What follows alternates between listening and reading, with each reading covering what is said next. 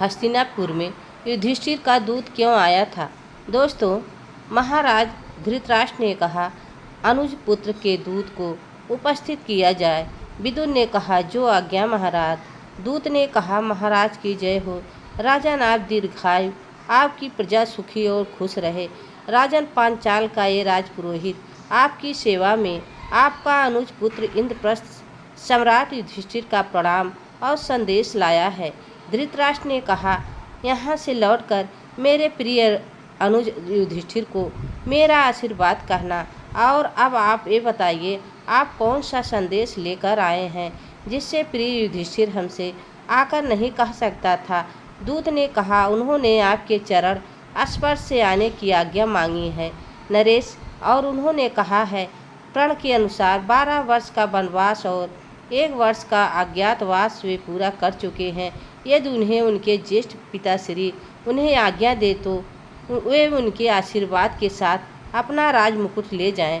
दुर्योधन ने चिल्लाते हुए कहा, कैसा राजमुकुट पुरोहित? उनके अज्ञातवास में मैं स्वयं विराट में भंग कर दिया था और उसी के आनंद में मैं युद्ध हार गया था। जाकर उनसे कह दो, प्रण के अनुसार बिना हमारे कहे ही 12 वर्ष की वनवास को स्वीकार कर लेना चाहिए था। पांडवों को दूत भेजते हुए लाज नहीं आई। दूत ने कहा, मेरे लिए क्या आज्ञा है राजन? धृतराष्ट्र ने कहा, मुझे विचार करने दीजिए कि मैं अपने प्रिय अनुज युधिष्ठिर के लिए अपने आशीर्वाद के अतिरिक्त और क्या भेजूं। अज्ञातवास के विषय में उलझने हैं। कुछ गणित शास्त्र ये कहती है कि विराट युद्ध से पहले अज्ञातवास समाप्त हो गया था, और कुछ गणित शास्त्र ये कहते हैं कि समाप्त नहीं हुआ था। दूत ने कहा, गंगा पुत्र भीष्म और कुलगुरु कृपाचार्य क्या कहते हैं? दुर्योधन ने कहा, तुम होते कौन हो प्रश्न करने वाले?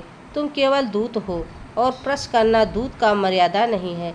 भीष्म पितामह ने कहा, जो आयु और ज्ञान में तुमसे बड़े हो उसे तुम कहकर संबोधित करना भरतवंशियों की मर्यादा नहीं है पुत्र। दुर्योधन, किसी दूत का अपमान करना किसी युवराज को शोभा नहीं देता, और जो कोई पिता के से कुछ कह रहा हो तो पुत्र का बीच में बोलना असभ्यता कहा जाता है। इसलिए स्थान ग्रहण करो। अपना राजपुरोहित ने कहा, राजसभा धरोहर में नहीं मिलती गंगा पुत्र। कर्ण ने कहा, आप बड़े भाग्यशाली हैं राजपुरोहित कि आप एक ब्राह्मण भी हैं और दूत भी। यदि ये ना होते तो युवराज दुर्योधन का यूं अपमान करने पर आप दंड पाते। जाइए और जाकर सम्राट युधिष्ठिर से कहिए वो अभी 12 वर्ष वनवास को चले जाएं। उसके समाप्ति के बाद देखा जाएगा।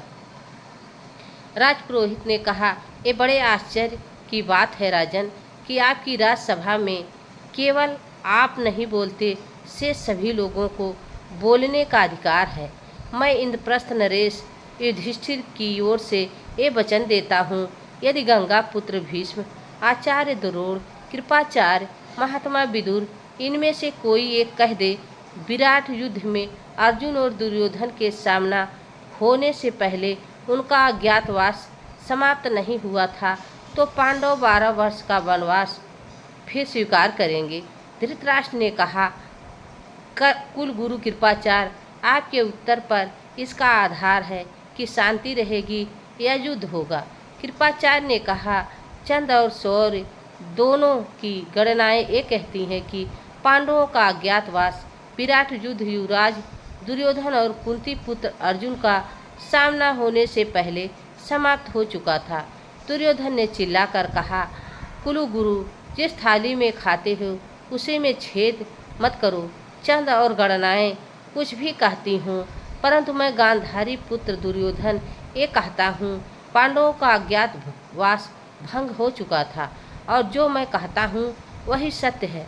पुरोहित ने कहा, तो क्या मैं महाराज युधिष्ठिर के पास उनके संदेश के उत्तर में हस्तिनापुर का यही सत्य और असत्य ले जाऊं? महाराज धृतराष्ट्र ने कहा, नहीं नहीं, आप प्रिय अनुज युधिष्ठिर से कहिएगा, मैं शीघ्र ही अपने किसी दूत द्वारा अपना प्रस्ताव भेजूंगा। दोस्तों, यह वीडियो आप सबको कैसी लगी कमेंट में ज़रूर बताना। चैनल पर नए हो तो लाइक सब्सक्राइब ज़रूर करना। तब तक के लिए राधे राधे, जय श्री कृष्ण, धन्यवाद।